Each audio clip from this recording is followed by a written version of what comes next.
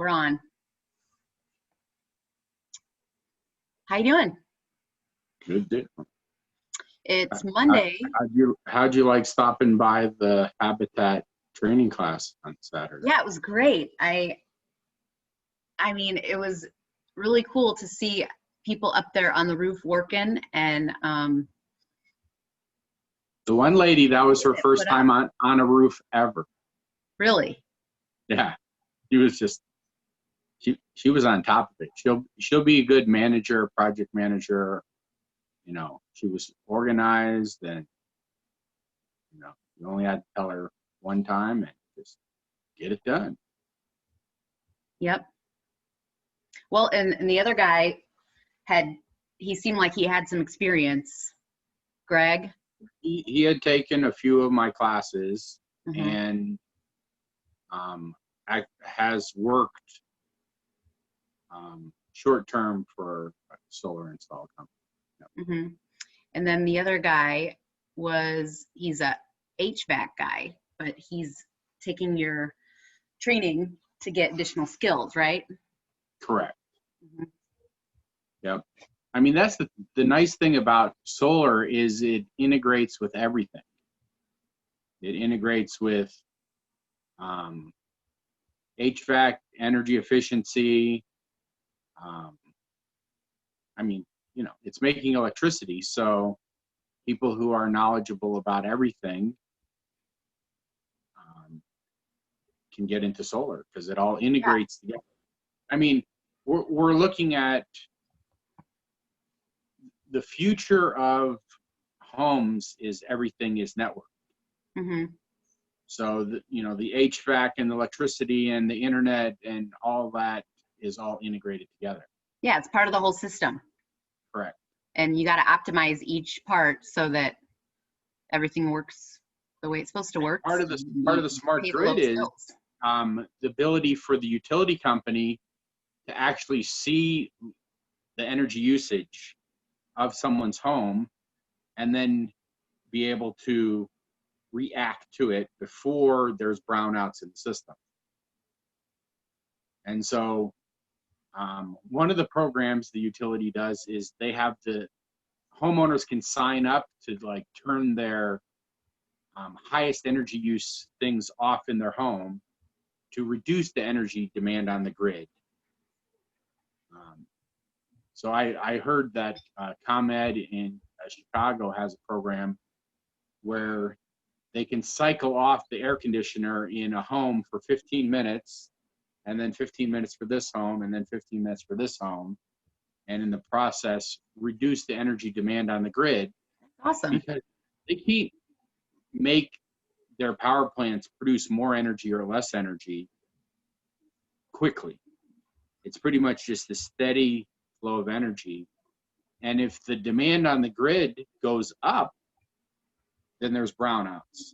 If the demand on the grid goes too far down, power lines will start frying because there's too much electricity going through. So they're constantly looking about this balance to try to keep that grid stable. And utility companies actually love solar that are forward thinking because a lot of small systems all over the grid creates a better balance, distributed generation. So I've heard a lot of people have fears about like having that information out there about how they're using their electricity and things like that. Is that something you come across, or is that just something that's kind of overhyped? No, I mean, people are always afraid of big government. Yeah, I mean, I recently saw a license plate on the internet and it said anti-gov, and I typed in, isn't it great someone who's so anti-government they'll pay the government extra money to say that they're anti-government? But at this point, all the meters, the utility company reads the power through the power lines. So they, know in 15-minute increments the energy usage at different houses. Mm-hmm. And so I know that because if I hook up a solar system and I start turning the meter backwards, the utility company will get an alarm if it turns the meter backwards for more than 15 minutes. So if I'm testing a system, I have permission to, test it as long as it's under 15 minutes. And so that I'm not, basically whipping the meter backwards before the utility company comes and inspects the system. So. Okay, so when I was there on Saturday, I saw that you had already mapped out the system. You had all kinds of papers that showed like how many panels you were going to have and how many rails on the ceiling and where they should be positioned, and that was all computerized. But presumably, well, that's engineered. Yeah, you also have to go on the house and kind of see where the beams are and stuff like that, and right. check all that. There's a mechanical, and then there's an electrical. So mechanically, we have to have it all engineered, and then electrically, we have to have it all engineered so that things are designed to proper codes. So like when I was working down in the Caribbean, they tend to have higher wind situations, and therefore systems had to have a lot more connections to the roof. Okay. In Chicago, they have more connections to the roof because they have snow. So the snow itself, the weight of the snow could rip the solar off the roof if it didn't have enough connections to the roof. And so. Or I just wanted to welcome our first visitor on our meeting. Tina, hello. If you want to say something. You don't have to. You can just. Hello. Hi. How you doing today? Hey, I'm living the dream. I just popped a pizza in the oven. Just fun. And so are you interested in solar? I'm really interested, but I really love the stuff you guys were talking about and updating everyone on about the upgrades to the grid and how like we were experiencing brownouts in the past and how the new meters and the updated grid, the new smart grid is opening up all these benefits and leading us to solar. So something I heard today in the news is that Ameren is going to be canceling its net metering or something October 1st. So well, I can't really specifically comment. What date, we don't know. But the current program that Ameren is doing is if they hit 5% renewable energy on their grid, they have to go back and recheck the program. So it's just kind of an excuse to kick everybody off for a little while or something? Possibly. It just amazes me that we went from like 0.5% to 5% like so quickly. But as far as you know, has it caused any disruptions? Well, it probably should never cause disruptions because again, it's small little systems distributed all over the grid. And then the large solar systems, they're required to put in smart inverters, which the utility has the ability to shut them off if they want to. Do we have a lot of large solar systems around here? Not yet. I mean, there is, I forget, 5 or 6, like 7 to 10 acre projects got approved with the state incentive program to, basically. Downstate, really? So then, yeah, then all along the 13 corridor. Okay. Like 2 in Carbondale, 2 in Carterville, 1 in Heron, 1 in Harrisburg. And I'm surprised we're not bragging about it, but those are all on Ameren's territory. So they might be counting all those projects for their 5% because they had to get permission and permits and all that before they could start working. But what does that mean for solar customers? That means that, well, they have the ability to stop accepting applications until the state. Now the program is mandated. The state incentive, the state program is 25% renewables by the year 2025. That's mandatory, but the utility, basically instead of fighting it anyway, they said, we'll accept it, but once we hit 5%, we might have to change some of the rules.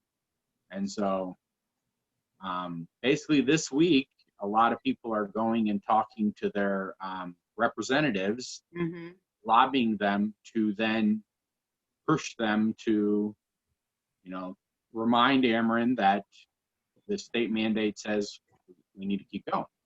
Because my understanding is that even people that have been benefiting from the net metering arrangement could be kicked off of it. I mean, so that, I hope not, because that would be really, yeah. really Now, I bad. do know some co-ops have done that. I got contacted by a farmer who had put in a very large solar system on a co-op, and he wanted to put batteries in because he basically got a notice from the co-op that they were only giving him 1 more year of net metering. And he put this large system on to offset 3 months of very large energy load in the summer. Like, he would go harvest all his grain, and then he would have to use a tremendous amount of energy to dry it in the grain bins. And so he put this large system on, so it'd basically be turning the meter backwards most of the year, with the intention of then having a credit saved up for those few months where he's using 5, 6, 7 times as much energy. Okay. And he contacted me because our company is one of the few companies who do battery systems. And he wanted to put a massive battery system in to store the energy. The problem with batteries is batteries are not long-term energy storage. Yet. They will never be. Never? No, you can't store energy in a battery for, 6 months later, massive amounts of energy. It's designed for, maybe a month later, but not 6 months later. Okay, well, just for all of us out there who aren't doing this every day, explain to us what net metering is and why we need it for solar installations. Well, basically, a modern solar system doesn't have batteries, so you have to store your extra energy somehow. What the utility does is they have something called net metering, and that means they pay you the same as they charge you. So when you turn the meter backwards, they don't pay you money, but they give you a 1-to-1 credit.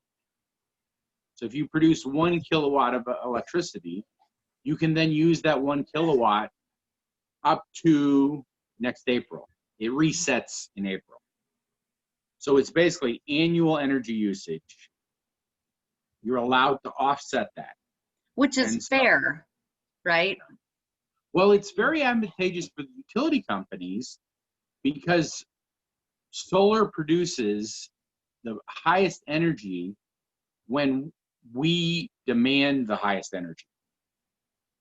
Middle of the summer, middle of the day, air conditioning loads, right? We're cooling our offices, we're cooling our homes, and that's when we have the highest energy demand.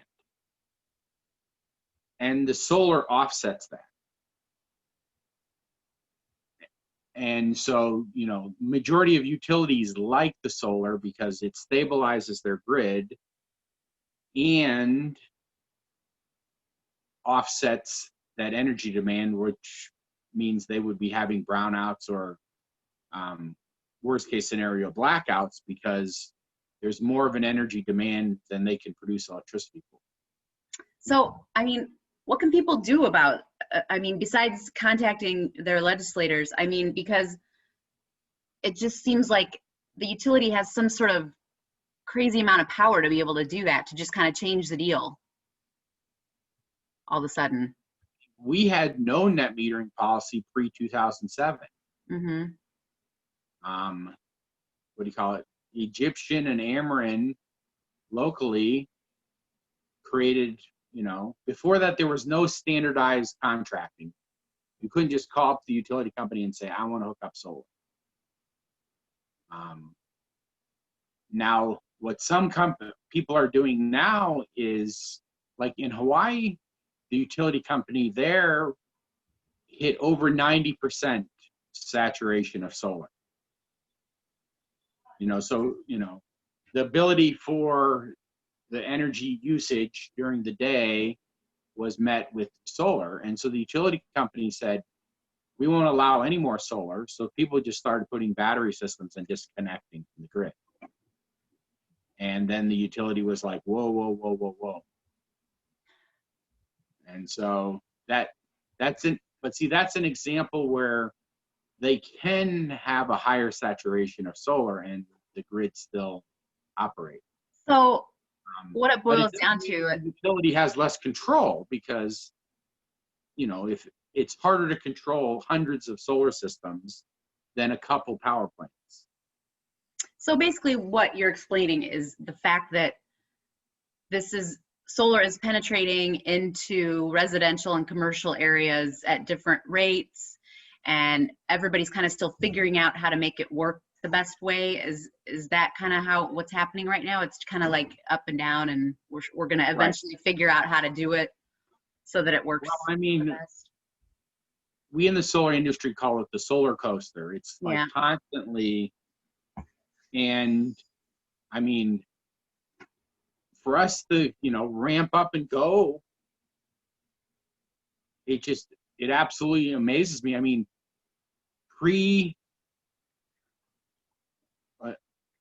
I did have this number memorized before, but from 2007 to 2017, I want to say on Ameren's territory, residential systems, there was less than 400 systems installed.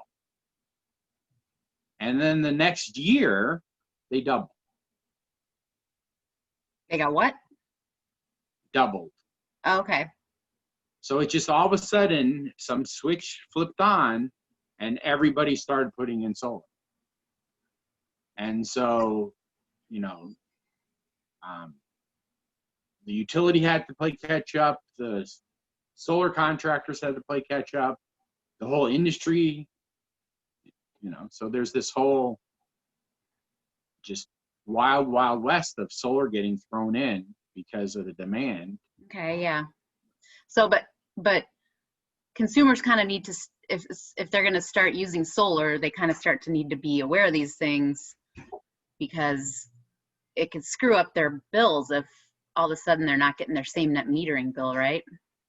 Very much so. I mean, if a system is designed based on, a certain payback and you no longer get that, the reason why solar is so popular in California is the state mandated that people, when they turn their meter backwards, actually get extra money.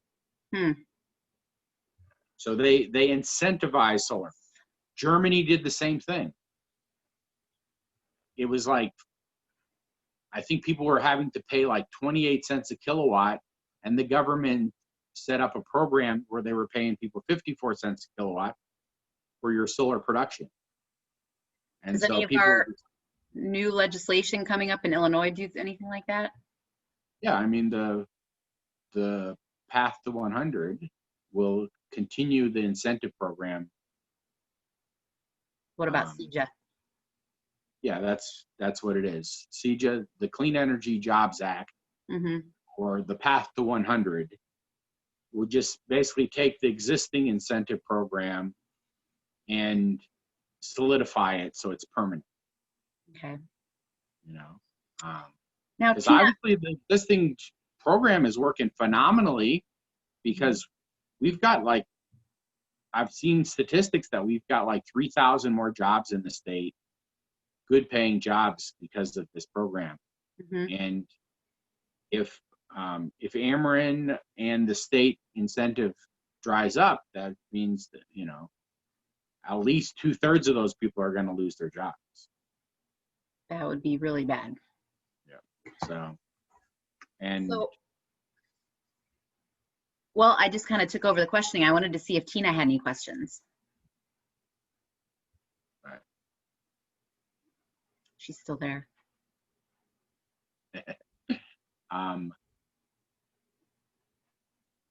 Okay, so back to your job on Saturday. So I got to see the people up on the roof working, and I got to see you working on the electrical box. And that was the program that we've been doing and want to expand.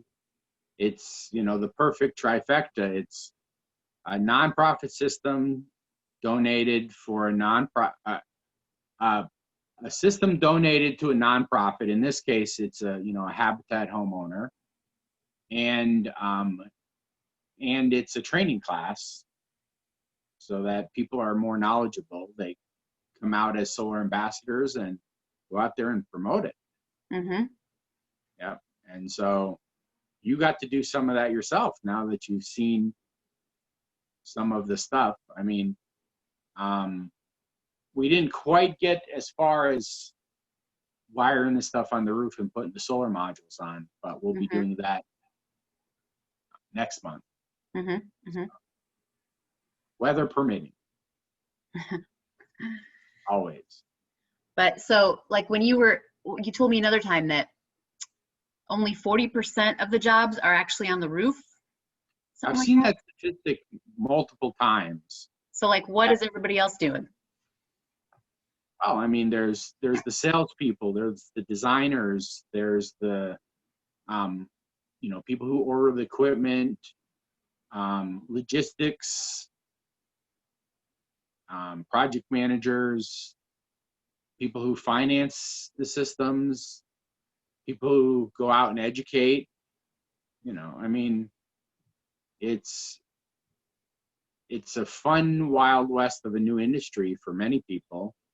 Even though Albert Einstein actually won the Nobel Peace Prize over 100 years ago explaining it, but it's still a new industry for most people. And you've been doing it for 20 years. 21. 21.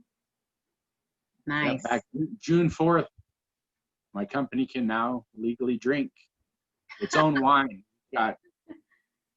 We've got our own brand of wine we give out. No way. Yeah. Who made it for you? What winery? Walker's Bluff. Okay, I figured. Because it seems like you do a lot with them. What was it? Who put the installation out at Blue Sky? I'm not sure exactly what company did. But it's definitely not up to code. Oh, well, really? I did not know. I mean, high voltage system like that is supposed to be fenced in and inaccessible to people. But I mean, that's the wild west of our state. Is if you're outside of a city, there really is no code enforcement. And so the only code enforcement is really the utility, and all they care about is the inverter connecting to the grid, that it doesn't backfeed the grid without their permission. And so they don't care anything on the other side. You know, basically anything on their side of the meter they care about. But I mean, since 1987, there's been a section in the National Electric Code on how to install solar. And so there's, you know, certain steps and procedures in there to install it safely. Yep. So. Well, it's been about 20 minutes. I just wanted to give Tina another chance to jump in, since we have someone actually on with us.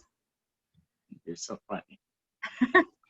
Oh, I'm happy to be on with you guys. Yeah, thanks for joining would love us. an invite to join the next powwow and chat about what my organization does, and how we've collaborated and worked with Central and Southern Illinois and solar. And Where are you at? Advocate. So I'm in Petersburg, Illinois, just outside of Springfield. But I do outreach and education down in Central and Southern Illinois. And I've spent the last 2 years, well, prior to COVID, I feel like that's like a 1.75.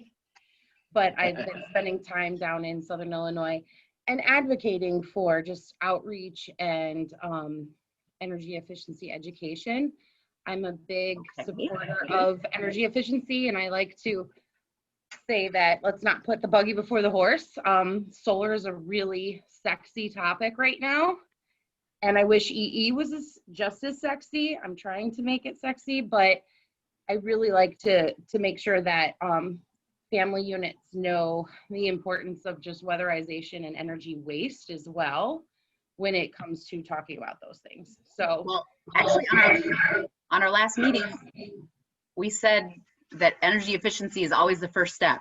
yes, And then solar, absolutely. because you don't, otherwise you're just going to waste energy. And like Ora was saying, people will use more energy because they think it's free. And, you know, when you have solar panel, and just all kinds of weird stuff starts happening when. Right, exactly. So I was really excited when I happened to throw my pizza in the oven and pop on Facebook and see you guys chatting. And so I was like, let me jump on there. I want to participate. And I actually have saved in my calendar, you guys are chatting on Saturday. Well, actually, we have to pick our next day and time. I'm doing it, and you could run it if you want to run it live. I'm doing it as part of the solar tour. Yeah, on the 3rd. Yeah. We've got that. Anyway. So that's on Saturday. Should we do one on Thursday or Wednesday this week? Probably Wednesday. Wednesday, what time? Everybody gets to listen to this live, huh? It's just like, if you tune in next week. Guys, Then we'll I'm know. going to take off. It's Thanks for time for popping me in. to Well, drink hey, wine and eat my pizza. you should So- email us. I will. I actually got an email from you, Amy, and I apologize. I took a week off and I've been catching up on my emails and Awesome. Okay, I look forward to hearing back from you then. yeah, but I'm with Elevate Energy. So we're Okay, the awesome. administrators for Illinois Solar. So, Cool. all right. Thanks. Bye, guys. Thanks for dropping in. You want to do Wednesday at 6? Sure. All right, Okay. schedule it and send me the link. We'll see you then. Yeah, this whole week there's a whole bunch of lobbying. So Okay. get to talk with a lot of representatives, because people are freaking out about this Ameren possibility. Mm-hmm. As well they should, I would think. So. There's a possibility a lot of people lose their jobs. Yeah. Well, I'm glad I just looked at it, because for some reason I had lobbying scheduled at 9 p.m. and it's supposed to be 9 a.m. So, all right. Let me change All right, that. or we'll see you Wednesday at 6 All for right. more Thank solar you, guys. chatting. Okay, bye.